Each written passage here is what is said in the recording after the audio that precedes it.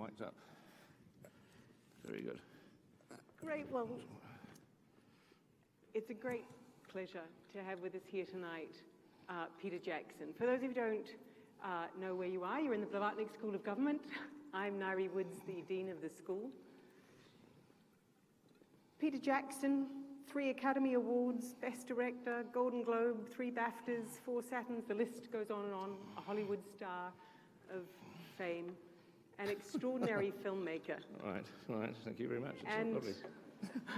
one of the reasons we're just thrilled to have you here is we're a school of government, and governments are disconnected from their people. They're disconnected from the people whose trust they need to do well. And so many of us in the school think that filmmakers connect to what people are feeling and help others understand what people are feeling. And I can't think of any film that's reached out to another generation, another time, another place, and takes you right inside. So in that wonderful moment when your film goes into color, suddenly you're in the trenches with those young soldiers, and it's an extraordinary action and empathy. And I just say that because that's a big part of why all of us here were particularly fascinated to have this opportunity for a conversation. Sure. So thank you. Yeah. Thank you very much. That's right. Can we start with all these awards? Why film? Why do you make films? Well, I guess, I mean, I was interested in films ever since I was a kid. I got my parents' Super 8 movie camera when I was about 8 or 9 years old, and started to sort of, so instead of making home movies at the beach, I'd get my toys out and film little dramas in the garden, so I became interested in just the narrative idea of film, and so I was just a kid watching films and loving films, on TV mainly, and some in the cinema, and then a movie camera. It was a movie camera, and I started to work out how you could tell stories with this camera, which in those days was Super 8. It was and there were silent films, so you didn't even have sound. You had to sort of tell the stories just with the pictures, and that's how I grew up through my teenage years, just loving that. And I also like the magic of film, which I guess I tend to like visual effects and that type of storytelling, where you're taking people on normally into a fantastical world through the use of visual effects, because I like the sort of the magic of just taking people out of their normal lives into somewhere that you're never going to be able to experience for real. Yeah, the escapist part, side of it, really. Yeah. And all of us have loved that escapism in Lord of the Rings and your other films. But this film, They Shall Not Grow Old, takes us right into the First World War. Why the First World War? Well, I mean, I've always had an interest in the First World War, since I was a kid again, just because my father's father, my grandfather, was in the First World War, and so I never met him. He died in 1940, but my dad used to tell me a lot of stories about him. But then what happened, I've never really had a desire to do a narrative movie about the First World War, like with actors, and sort of fake stuff. Even though it's been an interest of mine, I've tended to just go into more fantastical realms, and I just didn't think I could do the First World War justice, really, doing a sort of a Hollywood-style film. And then the Imperial War Museum asked me about 4 years ago, was it 4 or 5 years ago? We had a meeting there, and they were preparing a program of sort of artistic events for the centenary of the First World War, and this was 2013, so they were starting to prepare their whole program from 14 to 18. And they said that they wanted to commission somebody to make a documentary for the centenary of the armistice, which was 2018. So this was still like 4 or 5 years into the future, and would I be interested? And I said, well, sure. What sort of thing do you want? And they said, well, they'd like something about 30 minutes long, and they said I can take any sort of angle on the war that I chose. It didn't have to be about the armistice itself. It just, but what they were mainly interested in is they wanted the film to utilise their archive film, because they have a huge archive of original First World War footage, and they wanted the movie to use that, which is obviously has been used in the past in lots lots of documentaries, so a lot of it's reasonably well-known footage. But they wanted it to be sort of utilised in some fresh and original way, is what they said. And I didn't have a clue what that would be. So I said to them, look, I'm interested, let me think about this. How do I use their footage in a fresh and original way, this 100-year-old archive footage? So I went back to New Zealand and was thinking about it for a bit, and I started to, because in New Zealand we've got a visual effects company which does all of our films, the CGI stuff. And I just started to think about, I wonder if we utilised all that computer technology, how well we could restore this film. And then I was thinking, could we take 100-year-old footage and actually make it look like it was shot, sort of now virtually? How well could we actually restore it using all the tricks that we can do with computers? And so I didn't know the answer. It was a question I was asking myself, because obviously I've never ever done it before, so I had no clue what you could do. And I got them to send me over like 3 or 4 minutes of scanned film. I mean, they never had to send us film. They scanned it over here at 2K, and they would just email the files down to us. So we just started with 2 or 3 minutes, and even that then took us a few months to experiment with the techniques of how to make this look a lot fresher and newer, and because what you're dealing with old archive film is you're really dealing with 100 years of damage to the film. It's not, the film as you see in an archive now is not what it would have looked like in 1915 or 16. It would have looked a lot sharper and cleaner, but over the years it's sometimes been copied 2 or 3 times, and so it's a duplicate of a duplicate of a duplicate. It's obviously been scratched, it's snapped at different times and been spliced together, and there's things missing. Then you've got the sprocket holes in this old nitrate film have shrunk. So because the sprocket holes down the side have shrunk, when it's put through a machine, it jerks up and down and shakes and trembles, and it's warped, and so you've got all this different damage that didn't exist back in when it was originally shot. So you really, a lot of the process, even though we say it's restoration, or all the computers are making it look nice and sharp and clean, what you're really doing is trying to just eliminate a lot of the damage that's been caused since it was first shot. Because on the day it was shot, and if you saw it when it was first shot, it would have looked pretty nice, because it was all nitrate film, so it would have been really sharp and clear and looked gorgeous. But even some of the stuff in the Imperial War Museum archive, because it's been duplicated badly over the years, some of it's almost black, and some of it's so overexposed it's almost white, and you can barely see the image on it. And that's not what was originally shot. It's just because that's been, it's been copied badly in the 1940s or something, or 50s or 60s. It's been badly duplicated. So one of the things our computers could do was actually to extract the image quite successfully out of some of this really badly exposed duplicate film. And then the speed, obviously, the last thing which turned out to be the critical thing is the speed, which I was always in the belief that silent film, old silent movie was 16 frames a second, because our films are 24 frames these days, but I quickly found out that wasn't the case at all, which sort of makes sense, because you had a cameraman with a big wooden camera, winding the handle was how the film was shot then. So each cameraman, or even just the same cameraman, is not necessarily going to be winding the handle to produce 16 frames a second, and some of it was 10 frames a second, some of it was 12. Every single roll of film we got from the Imperial War Museum, and the roll of film is sometimes like 10 minutes long or 12 minutes long, might contain, 20 shots or something, 30 shots. Often the shots were completely different speeds. They were all over the place, 10, 12, 14, 15, 16, 18 frames a second. And we didn't know the speed, because there's no records or there's no paperwork or anything that tells you what the speed was. And to get it to 24, you've got to know what the original speed is, because you basically have to convert it to 24, and it's obviously you're converting it in a different speed if it's originally 12 or 16 frames or 18 frames. So you just take we got pretty good at guessing. We got pretty good at looking at the film and saying, oh, that looks like it's 13 frames a second.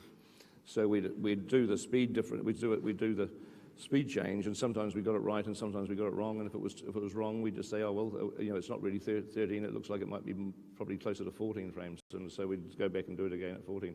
But you certainly knew if you got that speed right, that's when it really came alive, you know, in a sense of feeling like you were seeing something that was much more akin to what was there on the day. The speed made the huge difference at the end, getting that speed right. And it wasn't, we had to get it smooth too. So, you know, you've got if it was 12 frames a second and you're trying to go to 24, then you've obviously got a mathematical, the maths is pretty simple, that you want every frame twice. Except you can't do that because every frame twice gives you a sort of a jerkiness, because you're looking at 2 frames, you know, 2 frames that are copied, and then it goes in 2 more frames, so it sort of jerks along. So, but then it's really difficult if you've got like 14 frames to go to 24, because there's no mathematical kind of clean mathematical way of doing that. So the computers that we created this sort of software and stuff where the computer creates frames from the ones either side. So you tell the computer this is a 15 frame a second original shot, and we want it to end up at 24. And then the computer will just simply figure that out, and it'll use the original frames, but it'll also create brand new frames in the middle by taking bits of material from either side and blending them and combining them to create all new frames from the original material. And we did that with all the different speeds we had. So and that was when it was amazing how well the faces and the humanity of the people in the film really kind of jumped out. That speed change was really the final magical moment. What about the colour? At the end of the film, there's this incredibly long list of colourists. So how does that work? Well, I mean, look, I should say that when I first had that meeting with the Imperial War Museum and then thought about what the computers could do and all that sort of thing, I still didn't really know what the film was going to be, because there's no way of knowing. Because I didn't immediately think, I want to, there's something about the First World War I want to tell, because there's been so many documentaries and little known books written about the First World War, and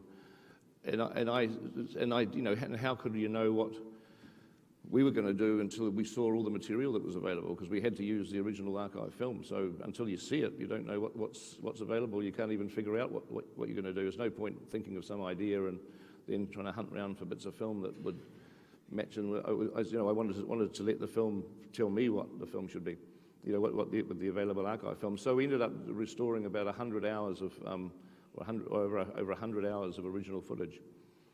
And I said to the museum that everything they send us, we're going to restore for them. So their archive will forevermore now have all this fully restored to a black and white degree.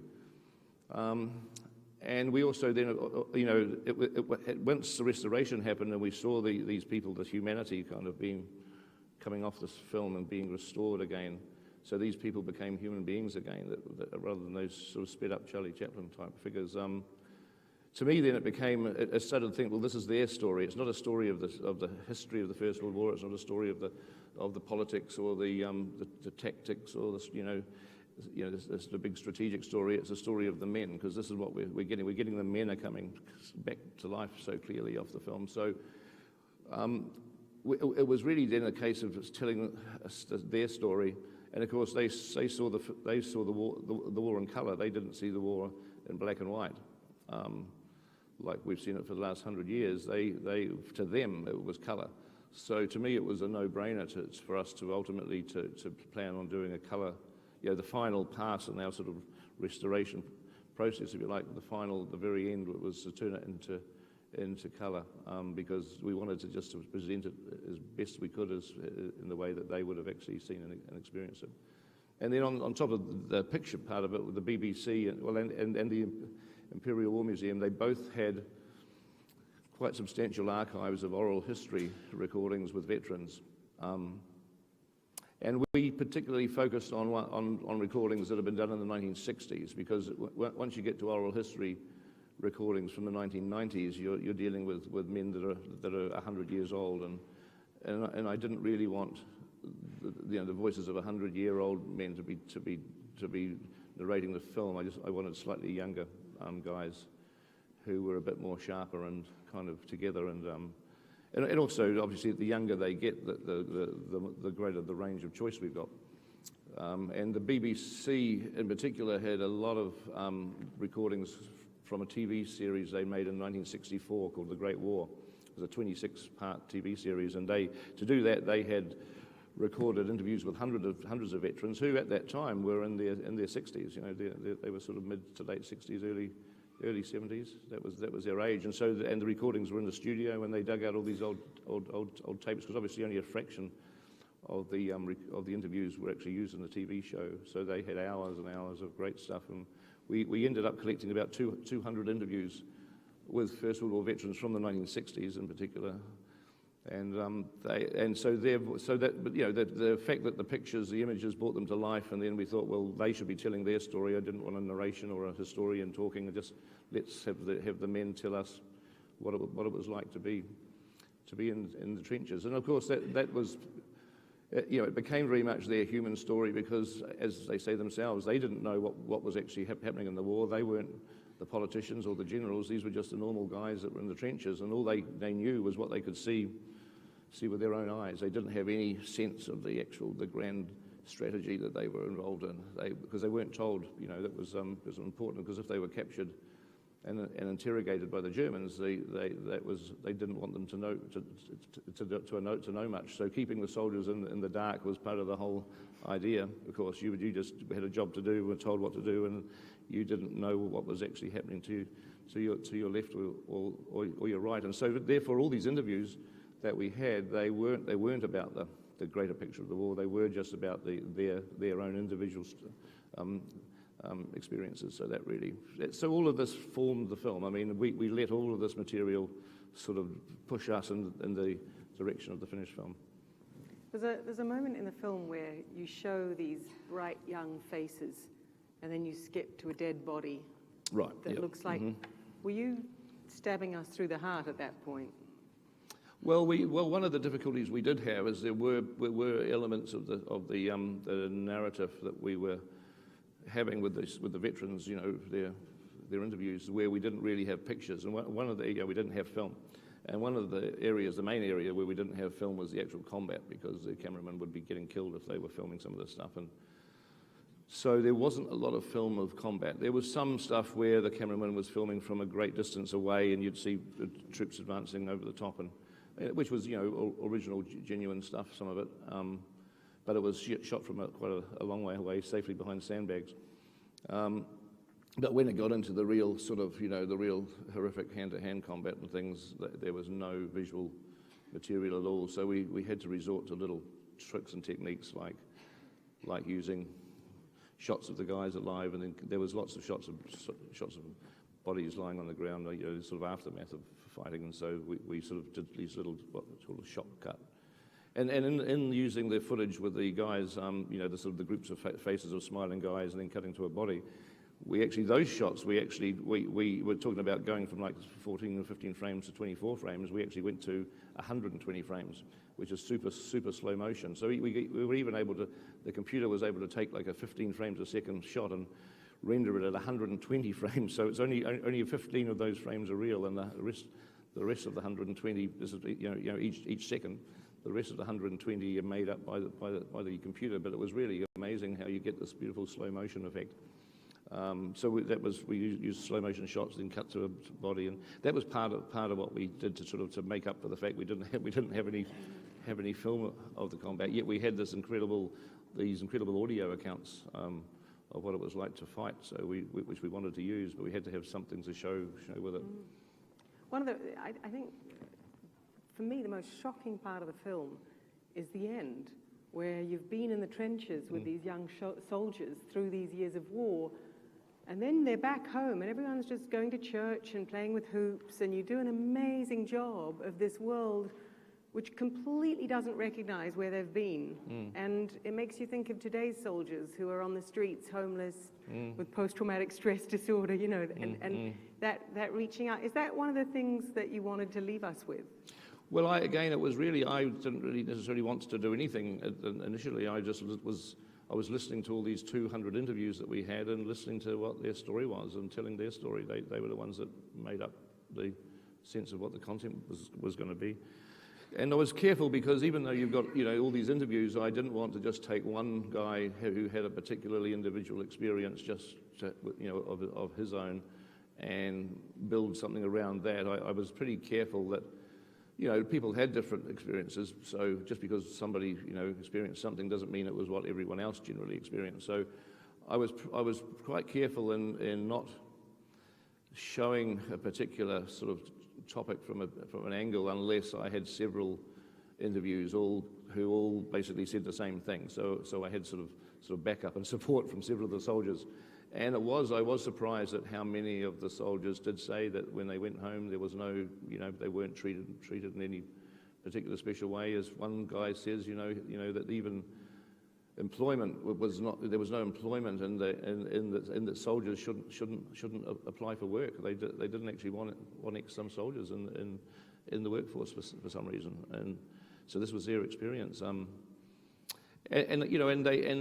was always brought up to believe, because when I was a kid there was First World War guys alive in our street and stuff. There was sitting around. And I was always with the belief that they didn't talk about the war because they're very famous for a generation that didn't speak of its experiences. It was too stressful for them and they wanted to forget about it, is what I felt. And I'm sure that's probably true of some of the veterans. But really, as they say, what was the point? Because you talk about it with people and their eyes glaze over. They had no interest. They weren't there. They didn't understand what you were saying.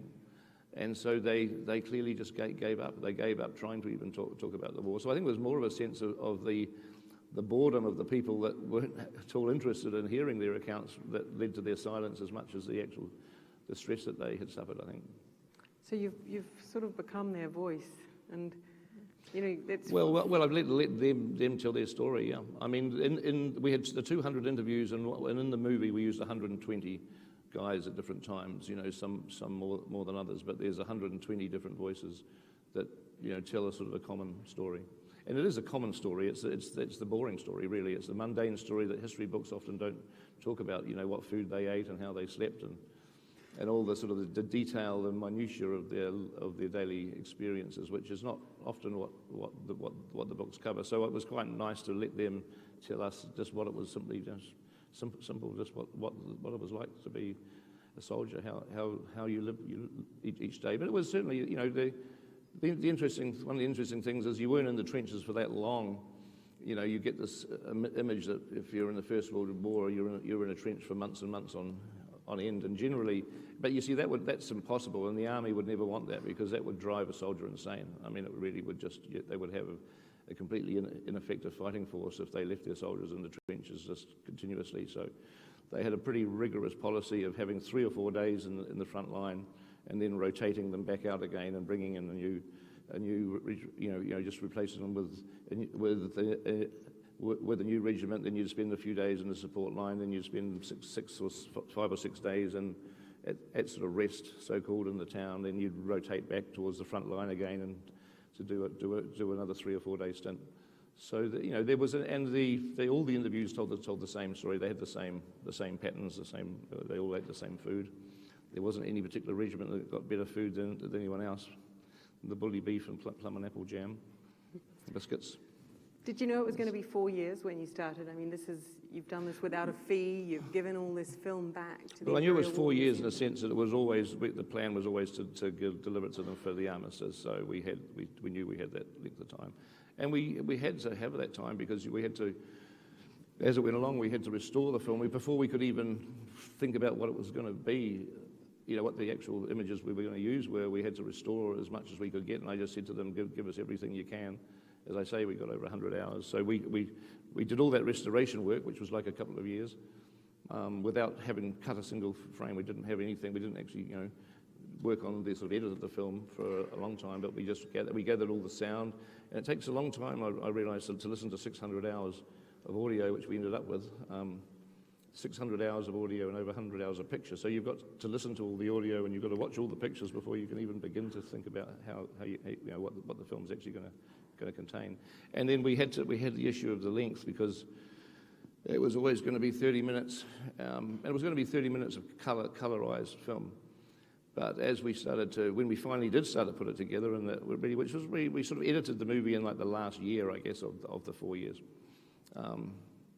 It became apparent that a half hour, we sort of, what can you really do in a half hour? And we sort of listened to all the interviews, and we ended up focusing on this idea of the trench experience and what it was like. Because there's a lot of other, there's lots of other interviews about other topics. There's all the flying story and the naval story and the home front and the story about how the women came into the workforce. There's the colonial story about all the troops from the Empire, and there's obviously the Middle East. I mean, there's all these topics, but we listened to everything and just thought, well, we can't do everything, certainly not in a half hour. And rather than do little tiny bits of everything, just focus on one topic. And we decided, well, the one that we should obviously just focus on is the frontline trench experience was the obvious one, really, where most of the material was about that. And but then it became obvious that half an hour wasn't particularly going to work for us, but because it was too short. It wasn't. You couldn't. We had a half hour of the trench, but we had no training. We had no aftermath stuff. And even then we couldn't really fit all the trench stuff in. But we only had budget for a half hour of colour film. We stretched that out to 36 minutes of colour film. And then we also stretched our budget initially. Then at some point, about a month before it was due to be finished, or maybe 6 weeks before it was due to be finished, we decided, well, this is going to have to be 60 minutes long. And the BBC had already arranged a 30-minute slot on November the 11th to screen this, and we had to break the news to them it was going to be 60 minutes. So it was sort of, they weren't that happy about it. I thought they should have been happy, but they weren't. Because it threw out their whole evening's programming. And then it was BBC One. And then about like literally 2 weeks before we due to finish it, we decided that it should be 90 minutes long. And the way that we did we stretched the budget out to 90 minutes, because we had the same budget the whole time. We had a 30-minute budget, and we managed to. And Claire Olsen, our producer, was brilliant, and Jabez Olsen, the editor, and I came up with the idea that, well, we'll have to start in black and white because we couldn't afford to colorise it. So the genius idea of turning it from black and white to colour was only a budgetary, I have to admit this, a budgetary consideration. So we had the whole first 20 minutes was black and white, and the last 10 minutes was black and white, simply because we couldn't afford to colorise it.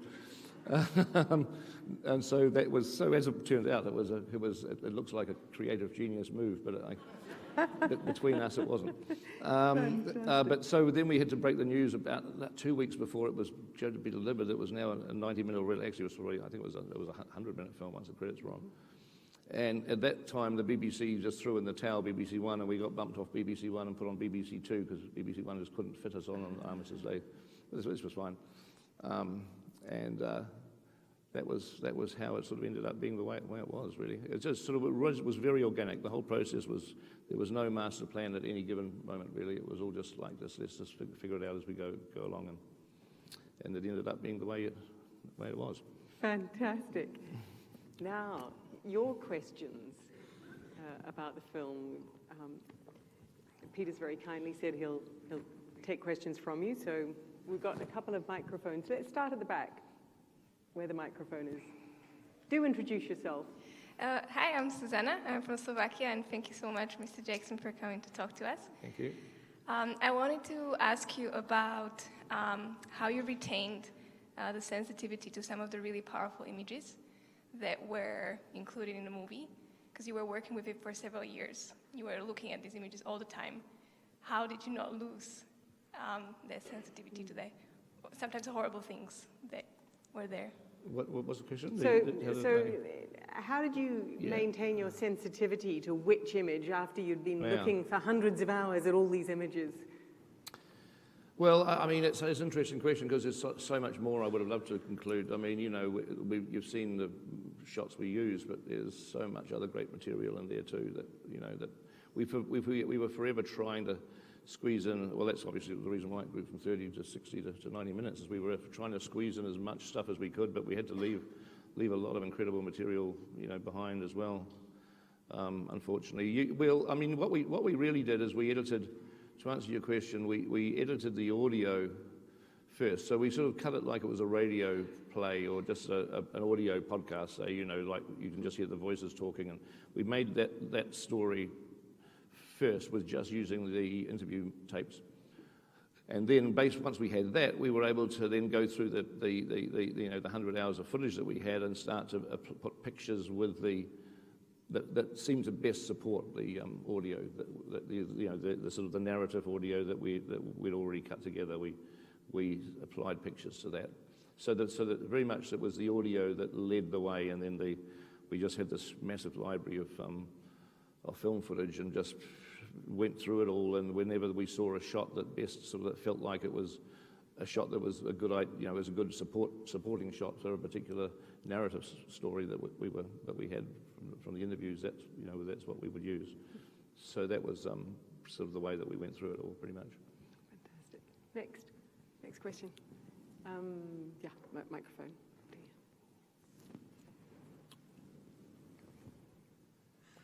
Thank you very much. My name is Lillian Stadler, and I'm from the Faculty of History. I have so many questions I want to ask you.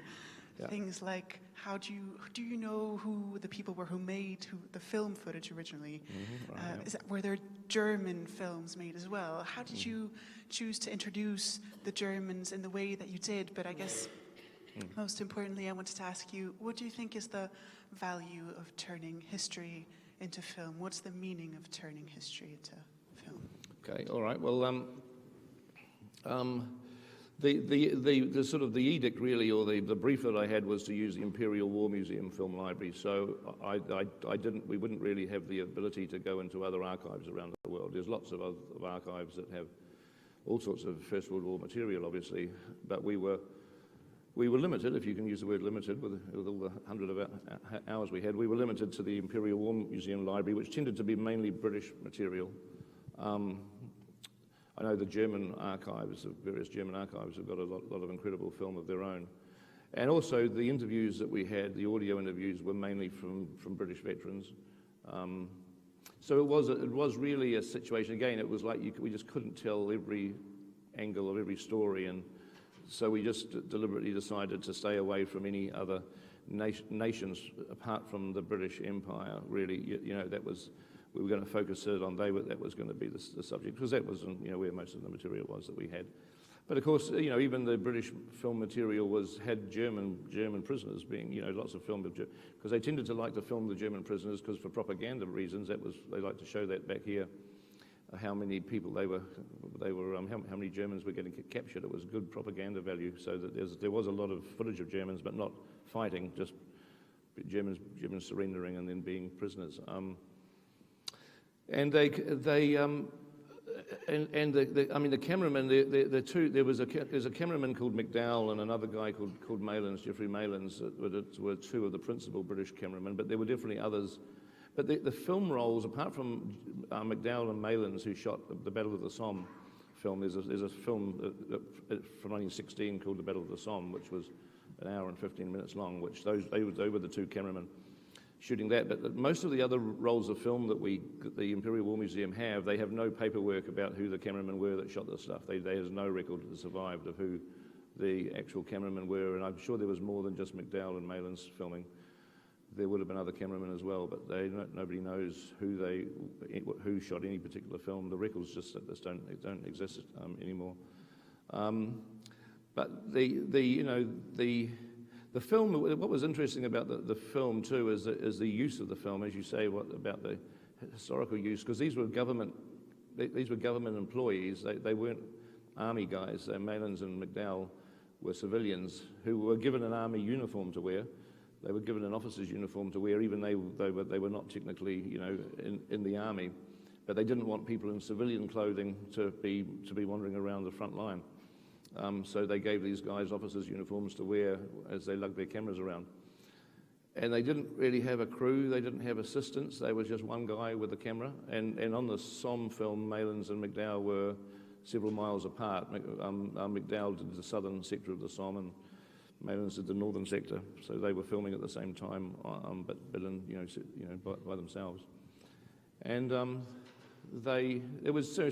of it was interesting to figure out their movements, because there's some film of the Lancashire Fusiliers in this sunken lane just before they go over the top on July the 1st, and we know that Maylands shot that film, and we know that the Lancashire Fusiliers didn't arrive in there until about 7:05 in the morning.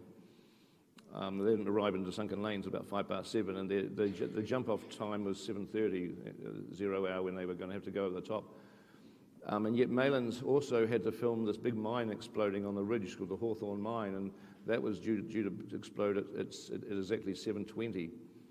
So somehow he managed to shoot the Lancashire Fusiliers after they got there. It must have been about 7:10, and he managed to shoot 3 or 4 angles of them with this big heavy camera, and they were sitting there looking scared as hell, waiting to be sent over the top. And the majority of them were killed, a few minutes after that film was shot. But then he had to shoot that, but he had to pick up his camera and race about 50 yards away to set it up to be making sure he was rolling by the time the Hawthorne Mine was set up, because there wasn't going to be a take 2 on that for him. And so, you could sort of chart, and some of it we could chart the minutiae of his movements, so it was pretty impressive the way that he was lugging this thing around, and very, very close to the front line as well. Wow. Yes, next questions. We've got a microphone over here. Let's take this question over here. Gina Neff, professor at the Oxford Internet Institute and fan since Bad Taste. What did the process of making this film teach you as a filmmaker? And how would you approach making it differently now that you know that? Well, as I say, I sort of went into it not knowing what it would be or what it would look like or what it would contain. So it was, normally that doesn't happen on a film. Normally you write a script and you know exactly what your film is and you get it financed, and it's all sort of, there's a movie sort of set in stone in your brain almost from day one. So you kind of just then spend 2 years making that film. But this was a very different experience in the sense that I sort of agreed to do it and started getting into it, not knowing what the film was going to be. So it was sort of, there was never a script. I mean, we never had anything, remotely approaching a screenplay, because we couldn't. We just simply had the interviews, cut the interviews up, put pictures to them. There was never a script. It was a film with no script. And so it was the first time I'd done that. And it was quite exciting in the sense that you are going off the seat of your pants a bit. You don't have a plan. Which was partly terrifying and partly fun, to be, and sort of there's a freedom to it, sort of an organic freedom. But what I kind of feel, what I'm most proud about, if you like, with the film is that I really have loved the way that we brought those men to life. That it's just you just realise how that our image of the First World War being jerky, flickery, black and white, sped up film, it's just been something we've lived with our entire lives, and to suddenly, have a moment in time when it's not that anymore, where the speed is normal, natural speed, and the images are sharper and clearer, and you can see faces, you can see the body language of people, which you could never see at the far sped up version with all the grain and the scratches, but you can see the subtleties of their body language, the flickers on their faces, of their eyes. They really come alive as human beings, and so that's the thing that I'm sort of most proud about. And what I hope comes out of this really is I hope that all the archives around the world who are sitting on incredible historical material, not just First World War, but anything from the early part of the century, that can happen to all that film. I mean, imagine if there's so much in film of so many historical events from the birth of cinema in the 1890s through to the 1930s when it became 24 frames. So those first 30 or 40 years, what treasures there are in film archives all over the world that could now have the same treatment done. So I certainly hope that begins to happen. Next question from this group. Yeah. Do introduce yourselves. I'm Sarah Lynn. So in the battle, was that one battle or was it a compilation of shots from several different battles? It's a very good question. Very good question. No, we wanted to tell a generic story. So we actually one of the things we did deliberately is we edited out most of the references to places and times. So when you're listening to an interview of one soldier doing his interview, goes at pains to talk about, it was early 1917, and we were in the we were in the Mazine sector on the Ypres salient, and we were doing this and that, So the soldiers are trying to tell the interviewer where they were, what time things were happening, but because we weren't telling the story of Ypres or the Somme or Passchendaele, we weren't telling a story about a particular battle, because the idea was to tell the human story of the experience of being in the war, not a story of a particular battle. We actually deliberately edited out most of the references to dates and places, so that we deliberately tried to make it a generic account, because really it became very obvious listening to all the interviews that you ate the same food whether or not you were in the Ypres salient or the Somme or Vimy or Arras. It was still, the food was still the same, the shell fire was still the same, the fear and the comradeship was still the same, and likewise it was the same in 1914, 15, 16, 17, 18. Nothing really changed on those particular topics. Obviously the war itself changed, but your food didn't get better over 4 years. You didn't get any less scared over 4 years, or the shells didn't get any less terrifying over the 4 years. So we were able to really, to me, what the film ended up being, our particular movie ended up being, it was less important to talk about the places and times. And so the combat, to answer your question, the combat sequence, I don't know quite how many voices we have in the actual, just that sort of combat sequence, but there's probably 40 or 50 different voices, I imagine. And they are the original. The original interviews with each of those individuals is talking about completely different battles. Some are talking about Mons in 1914, right the way through. Some are talking about Passchendaele in 17. Some are talking about the Hindenburg Line in 1918. They're all each of those individual interviews are describing particular engagements that these soldiers were involved in. So, but we removed most of the references and just made it.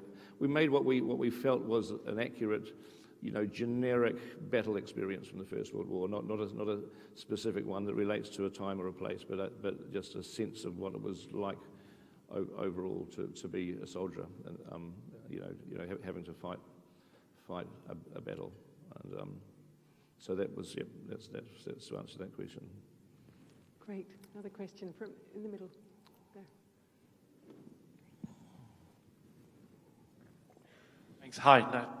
Sorry. Hi. Thanks. Hi. Great to see you. Anyway, this is an amazing experience. I'm a bit of a young wannabe filmmaker myself, and I just wondered, again, likewise, big fan of Bad Taste and Brain Dead. What kind of advice would you give to young filmmakers today? Make movies. I never went to film school. I never had any formal training in film, but I made films, and I made films with a Super 8 camera, and eventually, when I left school, I didn't go into the film industry, because in New Zealand we didn't really have a film industry. I left school in 1977, 78, and I got a job at a newspaper as a photo engraver for 7 years. I still wanted to be a filmmaker, but I knew I couldn't become a filmmaker really just shooting 8mm films. I needed to get a 16mm camera and do something in 16mm where people could see it. So I needed to earn money to do that, because cameras were expensive and film stock, 16mm film stock was expensive. So I spent 7 years doing a job I didn't really want to do as a photo engraver, but all the while I was spending the weekends making a film, which is, and Bad Taste was a film that I did over four years while I was a photo engraver, and I managed to buy a 16mm camera and just made it myself with friends of mine obviously helping, and I financed the shooting of it myself with my paltry photo engraver wages, $75 a week when I first started. Wasn't very much, but it was enough to be able to get 2 or 3 reels of film a week, and so I just made films, and I think if you want to be a filmmaker, don't expect. It's good to not expect other people to help you. Put it that way. It's really, if you want to be a filmmaker, go do it yourself, and if you've got the talent and the perseverance and the determination and the obsession to some degree, then you will become a filmmaker. And I mean, I don't want to do a Monty Python thing of like, your kids are so lucky today. In my day, we had to hand crank our cameras. No, it was, but now anyone with an iPhone can make a film. You've got, I didn't even have sound when I started. Now you've got sound, and you've got software that you can edit with, and you can put music. I mean, you can. Oh, your kids are so lucky today. But there's no excuse. You see, there's absolutely no excuses not to make films. So, and you can distribute them on YouTube. You can actually get them seen by people too. So, it's really, I think, if you want to be a filmmaker, go out and make films and really punch your way through everyone else that wants to be a filmmaker and get your films noticed. That's and just go for it. Go for it. Question from over this side. No, from the front here. Hi, I'm Daniel, and I was wondering about the benefit of using film over things like plays or books or even music and art. For instance, why would you watch Lord of the Rings if you'd read the books? Also, for instance, I say that as a fan of the Lord of the Rings films, a big fan. But yeah, what is the value of film over other media, essentially? Well, I don't think there's a value one way or the other. I think they're all different, aren't they? And I mean, I'm not a musician. I can't really. I'm tone deaf. I can't play a single instrument. And I've never really had an interest personally in producing or making plays, but obviously a lot of people do and do brilliant plays. So it's like, I think you just get an interest, you get a passion of one thing or another, and that just, there's people that are passionate about film, people are passionate about writing books, people are passionate about plays and music, so I don't think anyone has a right to be the key format over any other. I mean, they're all different, and they all contribute in a sort of, to our entertainment and our knowledge in different ways. So I don't think I would never mount an argument to say that film's superior to any other form of entertainment or information. I think it's just one of several, and unfortunately we have a lot of very passionate people that are passionate about all these different formats, which gives us that wide range. There's a question in here. Yeah, just there. The lady with the glasses on. Just coming forwards. She's been patiently waiting. Neringa Barmit, and author. Hello. Aren't you worried that your movies may be used to glorify war with the Nazi regimes on the rise in the world, including this country? Do you think that the far-right regimes can use the film for their own propaganda? Because they usually try to associate themselves with something that is noble to affect people. Yeah. It's a very good question. I mean, propaganda, not like, the film of the First World War, the archive film that the Imperial Museum has, a lot of it is very much propaganda film, and that's really what, I guess, that was the first time that a war and film had coexisted, really. And it was interesting from that level in that obviously, nations have fought wars for centuries, since the beginning of time, virtually. But the First World War was the first time that cinema was, the cinematic cameras were available, really, in any degree. And so they used them very much for propaganda, like the Battle of the Somme movie that I mentioned earlier, the 75-minute film was shot because the British were convinced that the Somme would be a huge victory. They were absolutely convinced that they would pummel the Germans with artillery, and the soldiers would go to the top and push the Germans back for miles and miles, and it was going to be worthy of being filmed and screened back in the UK, because it was going to be an incredible, could well be the moment that the war was won. So they actually sent 2 cameramen there to film it all, and as a result they filmed an absolute disaster. But they still showed the film here, amazingly. The film was still screened in the UK, and I think that today, per capita, it's the most successful film ever screened here. It beats some Star Wars and Avatar and Titanic in terms of the population at the time. I think just about half the population of Britain saw that film in 1916. So, but then what happened? And interestingly, in terms of the propaganda aspect of it, they shot another couple of battle films. They shot a sequel to the Somme, the Battle of the Yonk, and they shot the Battle of Messines, Battle of Arras. But then they felt that they were sort of, the public were losing interest in watching these battle films, so-called battle films. And so in 1917, they started to film the regimental films, which were films where they would shoot a 10-minute film of a particular regiment, and then they would screen that film in the area where the regiment came from. And those films were very particular. They're very much a formula, and there's dozens of them. So they might film the East Kents or the Lancashire Fusiliers or a Sussex regiment, and they would have them all lined up, and they would pan across their faces, and they would have them marching past the camera. The entire regiment, about 700 people, would march past the camera, and the camera would just be sitting static as this whole regiment goes through in one long shot.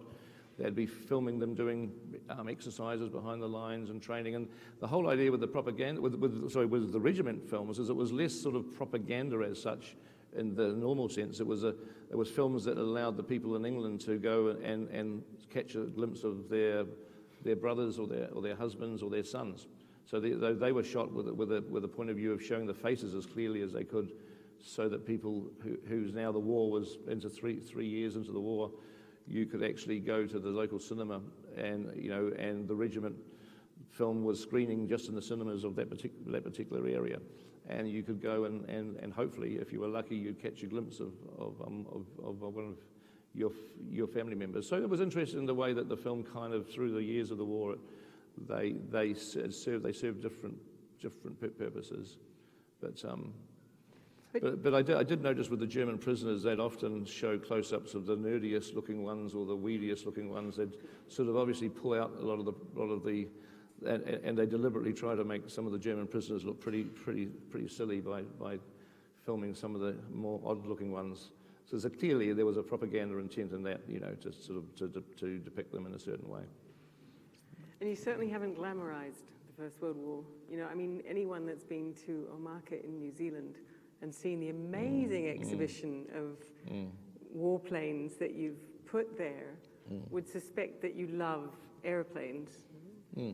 But there's no air war, there's no glamorous, fighter pilot stuff going on in your film. Is that a deliberate? Well, in the movie, there's a lot of good footage of the pilots. There's a lot of good interviews with airmen too. But we just, it was again a decision that we couldn't cover all the topics, so we just focused on that one. But we weren't really even having to think about the moral issues of glamorizing war, because we were using the interviews of the guys that were there and just letting them tell us what it was like. And they didn't have any interest in glamorizing the war. At all. So we weren't. It wasn't really a sort of even a thought that we had to whether the war was being glamorized or not, because we were simply just letting them tell us their story. And I was, I heard a lot of stuff in the interviews that I'd never heard before. There was a lot of pretty brutal stuff about fighting and killing people that I'd never heard. So that's what war is. So I didn't. So I guess in terms of the glamorizing part of it, if I was thinking of anything, I was going the other way. I was, wanting to, if there was accounts of how brutal it was to be in this war, then I was making sure that we use that, because you certainly don't want to come away from this with any sense that you glamorize it, because it's a horrible thing. Thank you. Up here to the front.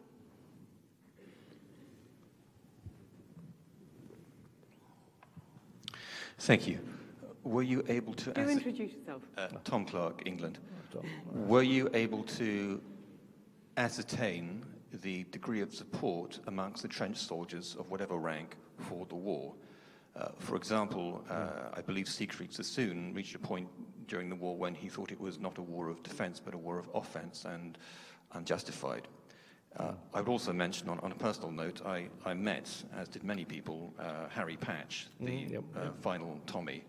I met him, and I didn't have anything prepared, and just dried in front of him. The question I wanted to put was, what was it like? It's difficult to put that question.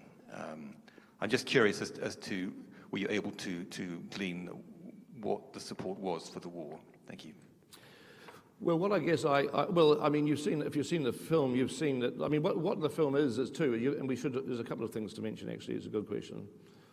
Is that one of the things that did surprise me, and it surprised me so much that I opened the film with it, is how many of these veterans said that it was the best time at the time of my life that I'd do it all over again. It was exactly, I wasn't expecting to hear any of that. Believe me, I was not expecting that at all. But so many of them said that, and I used that little montage at the beginning. But you know, so you've got to sort of look at it from their perspective. As one of them says, he says, we came from this boring life at home, and it was adventure. And one of the other guys says, and I think it sort of summed it up quite well. And it's that it was like an extended Boy Scout adventure with a little bit of danger to spice things up.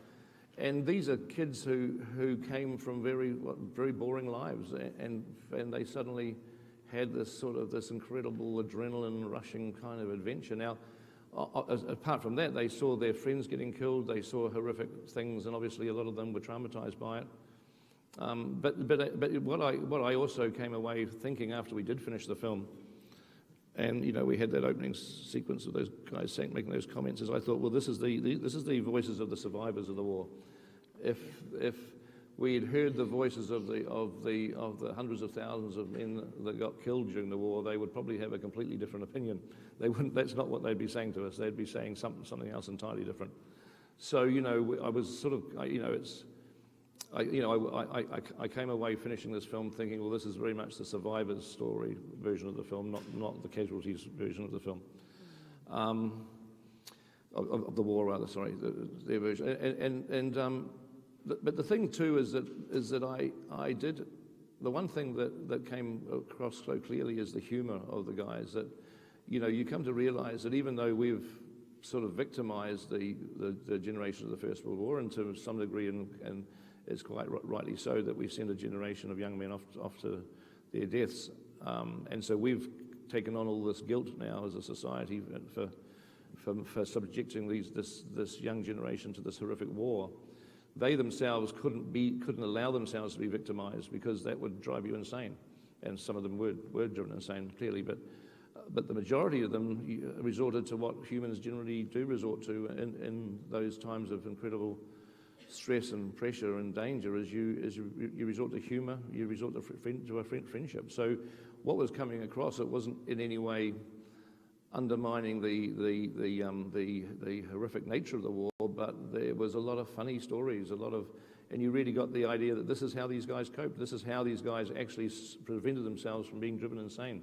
Is they would joke and laugh amongst themselves, use comedy, use humour, use friendship and comradeship to survive, and that came across very strongly. And that's not in any way saying, well, the First World War was a great barrel of laughs and a lot of fun, but it does show you how it tells you on a different level how humans actually cope with something so horrific.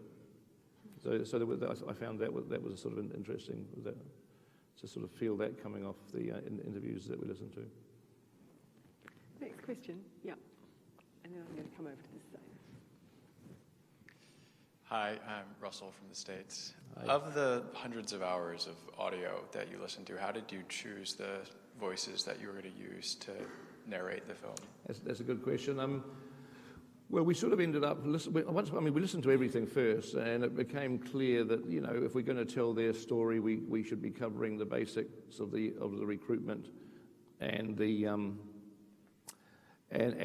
training, and then on into the trenches, and then the sort of the mundane nature of the trench life. Because a lot of the soldiers, I don't know whether we use these interviews in the film particularly, but a lot of them said it was like, it's a typical thing of, like, you know, there's a month of boredom, and then 10 minutes of intense action. You know, most of it was waiting around and nothing much happening. So we listened to all of this, and we just created these topics of the food, and and drinking cups of tea, and the water, and the certain things like tanks and trench railways and various things that a lot of them were talking about. So we listened to it, and we got the general topics that a lot of them referred to, the generic topics that a lot of them referred to. And then you would listen to, you know, you'd have sort of 70 guys talking about bully beef or biscuits or plum and apple jam, and you'd just listen to 70 accounts of it, and you'd pick the 3 or 4 that were the most entertaining for some reason, or the most concise, or the ones that tended to tell that particular topic the best. So you'd choose them for their merits for different reasons, Even though you had many people saying much the same story, you just picked the ones that we thought were the ones that were, for whatever reason, whether we wanted the funny ones at that point in time, or we wanted the succinct, efficient sort of versions of the storytelling. We just picked we sort of cherry picked the ones from. So most of the time that you're hearing people talking about a topic, there's many other people talking about the same topic, and we did have to just cherry pick the ones that we would use, and we did that based on different reasons for the particular, for wherever in the film we actually were. Do you want to say something? I've heard you talk about forensic lip reading, because yeah. there are voiceovers in the film as well. That's the other Do you want side to say of the something sound, about yeah. that? Well, that's because apart from the pictures and the restoration, the colorization, and the audio interviews, and even though you've got the audio interviews, the guys are talking, we still didn't want the footage to be silent, because it's the same. Even though it was silent footage, it was the same basic philosophy as the colorization. Is that the soldiers, they didn't hear the war silently; they heard it with sound. So we wanted, again, if we're going to recreate the sort of a film that we're trying to show what the experience was like, we had to have sound. So fortunately we have a big sound team at our facility, Park Road Post in New Zealand, a really great sound team because in movies, you'll be surprised in a movie like The Hobbit or Lord of the Rings how much of the film is actually silent. We still shoot silent film, because if you imagine all the visual effect shots, they don't, they're computer CGI shots, there's no sound. They're silent shots. You get them coming in, and with the incredible battle shots and everything else, and there's no sound with them.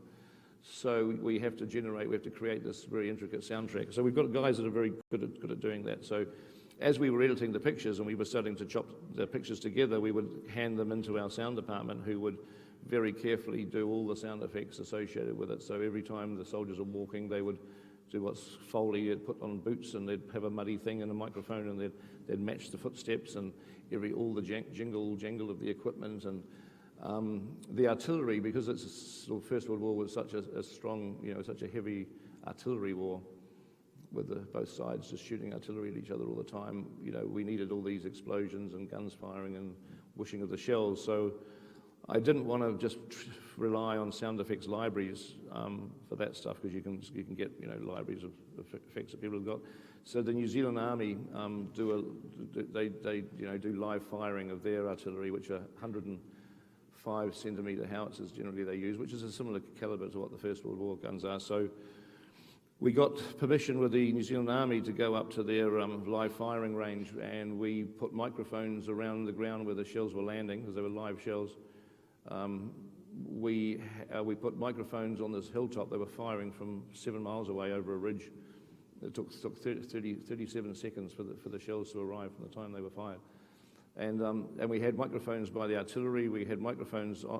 The shells were firing over a ridge, so you got the whoosh of the shell. The zzz, that sound that you hear all the time in movies. Except we didn't want to use the movie ones. We wanted to use something that was real. So we spent a day with all of our sound guys recording the artillery sound, so that was authentic as much as it can be.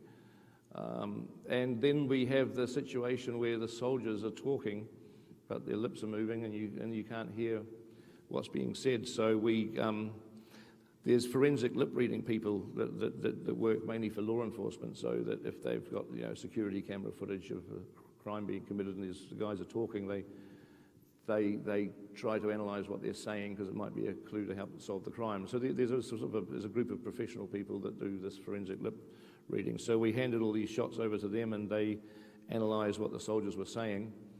And then depending on what the regiment was, because we did a lot of research into the actual regiment that was on film, and sometimes it was not recorded what the regiment was, but we looked at the badges, and we studied where this film was being shot, and we figured out mostly pretty accurately what the regiment on screen was. So depending on what part of the UK that regiment came from, we would get actors from that region with the right accents to say the words. And they're right. The lip readers got it right, because you get the recordings of the guys talking, saying the words for us, and they fit in, and the lips and the words match. So you realise that they actually did their job pretty well. There was a shot which is actually from the Battle of the Somme, maybe quite a well-known shot of an officer giving like a pep talk in a village called Bray. So a group of soldiers are lined up on one side of the alleyway, and he's standing there with a little bit of paper, and he's obviously saying something to them. And I've seen that shot for years in documentaries. It's quite a well-known shot from that movie and the Battle of the Somme. And but the lip readers couldn't tell us what that guy was saying. It was about 25 seconds long, that shot, and it was too wide. They couldn't really kind of get a proper handle on the lips. So we went into the archives. We figured out that it was the Bedfordshire Regiment that were being talked to. He was an officer from the Bedfords, and we went into the Bedford war diaries in the archives, and we found this slip of a paper, small slip of paper, which was a pep talk that was being delivered to them on the day before the Somme. We knew the footage was shot in June the 30th, just before the Somme started. So we knew that we knew when the film was being shot. We knew where it was being shot. So we found this little bit of paper, and it was a pep talk. You know, it was like a pep talk to the troops, a few lines long. So we wondered if this was what this guy was actually reading. It looked like, I mean, the paper looked like it was the same size as what he had in his hand, about 6 inches by 4 inches. And so what I did is, because we were editing the film at the time, so what I did is I just read the pep talk myself, and I read it in sort of 2 or 3 different speeds, a sort of a fast version, a medium version, a slow version. And Jabez, our editor, then lined them up and played around with them, and we figured out that we could suddenly see words that would match exactly the lips of what the guy was saying, that we'd hit these words and it would be bang on. I didn't get the speed quite right, but we were confident that this is exactly what was being said. So then we got a proper actor with a proper English officer sort of voice, not like me, to read it at different speeds, and we managed to fit it in, and it worked perfectly. So we know what that guy actually is saying. From a historical point of view, we now know exactly what he was saying to those troops. So that was a nice little discovery to make along the way too. Fantastic. Over this side, if we can take this question at front. Oh yeah, sorry, we'll take both. Hi, I'm Alice Kelly. I'm a cultural historian of the First World War here at Oxford, and I wrote a piece about your film for a website called The Conversation, where I argued that it gives us a wonderful opportunity to talk about history making with our students. It's had way more engagement than any of my academic articles, so thank you very much for that. Thank you. I wondered if when in the process it came in that the film would be sent out to every school in the UK, whether you always envisioned it as an educational resource, whether that gave you a certain responsibility as a filmmaker. And finally, on a different note, I wondered whether you'd been surprised by the phenomenal box office success of this film, particularly in the US, where the First World War has, much smaller cultural memory than the American Civil War or the Second World War. Sure. Thank you. Well, the educational aspect of it, in the sense of it going to schools, was something that wasn't within my control, because it was financed with the Imperial War Museum in 1418 now, which was obviously the government sort of funding body for the centenary, and so even the 5 years ago, when in 2013, when I had that original meeting, they said that they wanted this film, whatever this film was going to be, to go to every school in the UK. So that was sort of locked in stone from day one. But I didn't really think too much about it. As I say, I just followed this organic process of making the movie, and figured, well, if the movie's good, it'll deserve its place in the schools. But I was also, I'm not a historian. I'm not making a film. I'm making I'm a non-historian making a film for non-historians, really. There's lots of wonderful, proper historians that do incredible detailed books and things, and that's one side of it. But I'm just a civilian making a film based on this material that I had. So I was never trying to think I was an historian or trying to do anything else other than just giving these guys a chance to talk to us through the old tapes that we had. And that was really, I wasn't trying to impose anything on the film from my perspective. I was trying to avoid that as much as I possibly could, actually.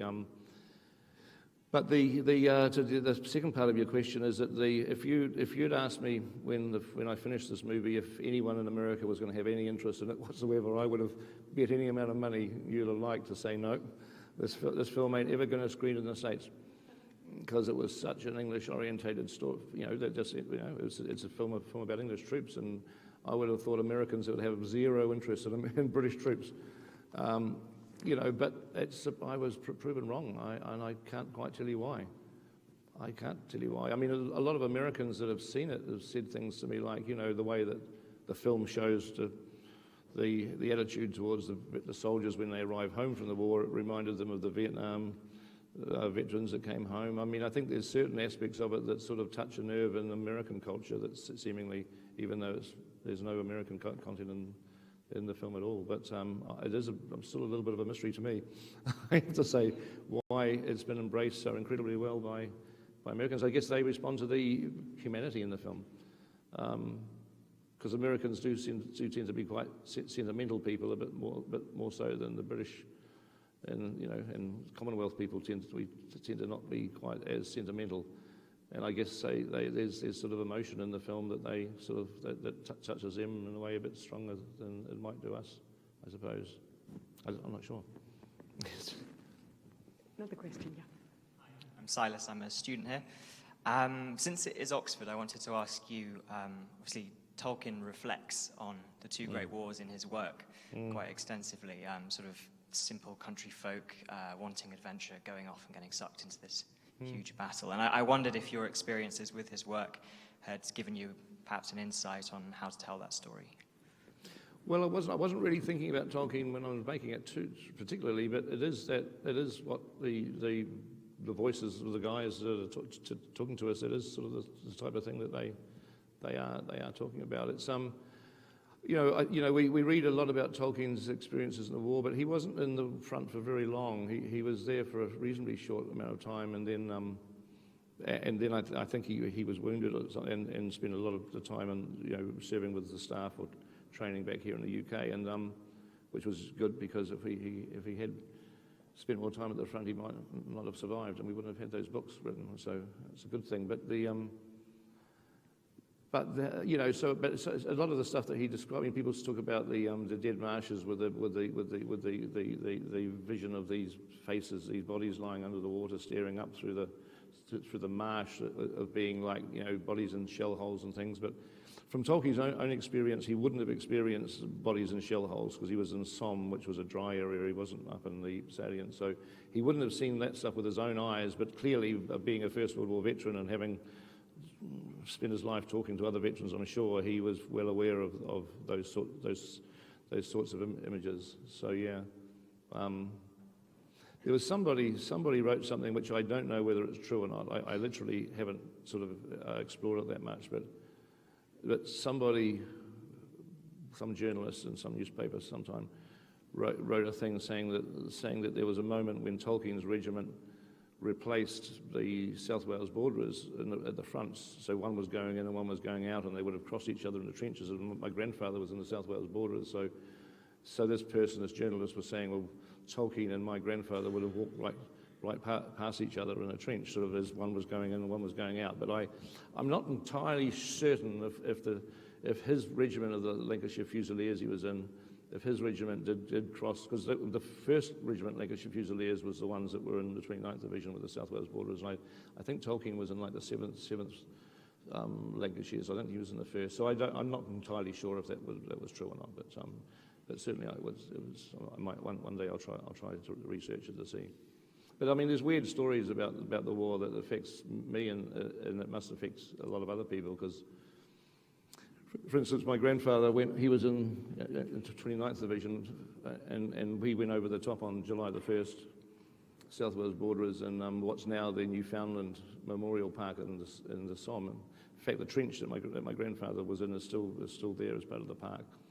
And they were attacking Y Ravine, and we found the German machine gun maps. The maps where the Germans had laid out their machine guns in the German archives, because I was doing some research. This is not to do with the movie, and we found that there were 37 German machine guns that were basically registered on that length of trench where the South Wales borderers were going up, and just about every member of that regiment was hit before, within a few seconds of going over the top, including my grandfather. So he was badly wounded on July the 1st, German machine guns. And then he goes back to the UK to get patched up, and he ultimately does go back into the war again, but he was clearly badly wounded to the point that he couldn't be fixed up at an aid station. He had to go back to Britain to be fixed up. And he meets a young woman there who ultimately they get married in 1917. It's my grandma, and my father's born in 1920.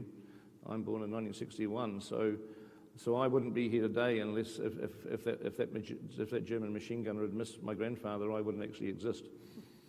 So you end up with these very, very weird, and I'm sure there's a lot of people that have similar experiences of that. It's just the little strangeness of fate, If I knew who that German machine gunner was, I'd buy his family a bottle of schnapps as a thank you present. You're probably going to get a lot of offers after that. Last couple of questions. So let's take one here. Hi, my name is Savannah. I'm a big fan. I was just wondering, is there anything about the appearance of life in the trenches that the enhanced film sort of brought to life, like the teeth of the soldiers or something, that really shocked you? Well, I sort of know the quality of British teeth, so I wasn't that shocked.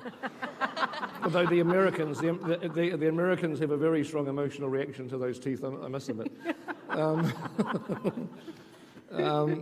My teeth are much better. I got to say, it's very much a thing from the Commonwealth and the Empire.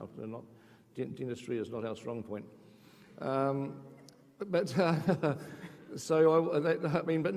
guess one of the things that we found, I'll tell you just to answer the question slightly more seriously, is one of the very well known controversies with the war is how the British turned a blind eye to the age of the soldiers. Eventually, it did stop. It ended up in Parliament in the middle of the war. So many parents were losing their 15-year-old sons and 16-year-old sons when the recruitment age was actually 19. So eventually, it was a practice that the government stepped in and stopped by 1917. But early on in the war, they were turning a blind eye, and there were kids 14 years old that were being allowed to join up, and so that's always been something that's very well known. But and occasionally there's photographs of a young kid. But once we restored this footage to the degree we did, and we sharpened it up, we were suddenly able to zoom in. So you'd take a wide shot that might have 40 or 50 soldiers in it, and we were able to zoom in because it was so sharp and scan around the faces, and we found so many young kids there. That's why in the movie, if you've seen it, we created a whole montage of these faces, because I hadn't seen them before. You're just not really visible in the jerky, flickery black and white stuff. You see these groups of soldiers, but you can't really nail in, focus right in on the age of some of these guys. But having restored it, it was horrific how many young boys are there on film. And then what was actually also interesting is that, because it's the sort of thing you always think, well, okay, that's probably a reasonably rare event. The 14, the 15-year-olds is probably, it happened, but it didn't happen that often probably, but nonetheless it happened. But in the 200 interviews that we listened to, I was amazed at how many of those guys were 14 or 15 years old. It was like so many of those interviews, they were underage guys. So it's that was a surprise to me, because I would imagine that out of 200 interviews we might have one or two that were 14 or 15, but there was several dozen of them were underage, and so we were able to use their voices with the zoomed in pictures to make that point in a very visual way. You say you're not a historian, and I can see many professors of history in the audience. And I suspect they're sitting there thinking, your tenacity and patience with sources and determination to get, to find the stuff that matters. I think they'd all sign you up for a doctorate, So what's next for you?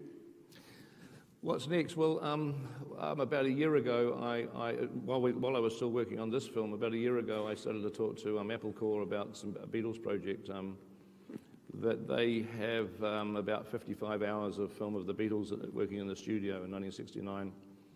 That's never been seen. It's been sitting in cans. The negative has been sitting in film cans in the Apple archives for all these decades. And so they gave us all the footage and the sound. There's about 200 hours of sound that goes with it, and we've restored all the footage. We've actually used our same techniques that we used to restore the First World War film. We've taken this 1969 16mm footage of the Beatles at work in the studio, which was not terrible quality compared to the First World War, but it was grainy and 16mm, and some of it wasn't that sharp. So we've put the whole lot through our First World War restoration pipeline, and we've got this incredibly beautiful, gorgeous, sharp film of the Beatles, like the sharpest film that I've ever seen of the Beatles at work in the studio, which is the only film really that exists of them actually composing songs together. 55 hours, 21 days, where they had 2 cameras filming them. And they've never really wanted it to be seen before, but now even they themselves now think that it's actually historical. It's that the days have passed where, you know, they associated it with bad experiences and all this sort of stuff. And because some of it's pretty interesting, it's pretty much fly on the wall type stuff. So we've now got that film, and we're making a feature film from the best bits of that studio footage of the Beatles, which is kind of it's amazing stuff. There's incredible stuff in there. So I'm looking forward to people seeing that in a year or two's time.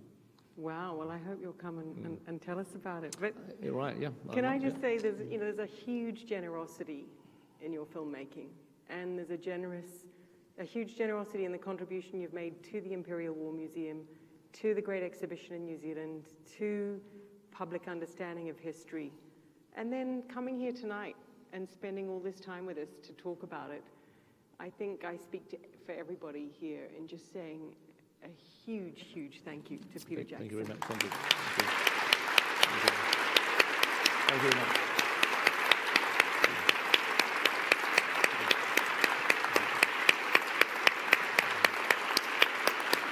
Thank you.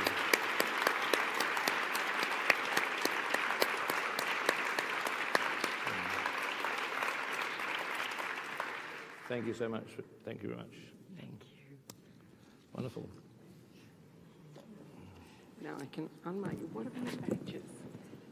That's New Zealand.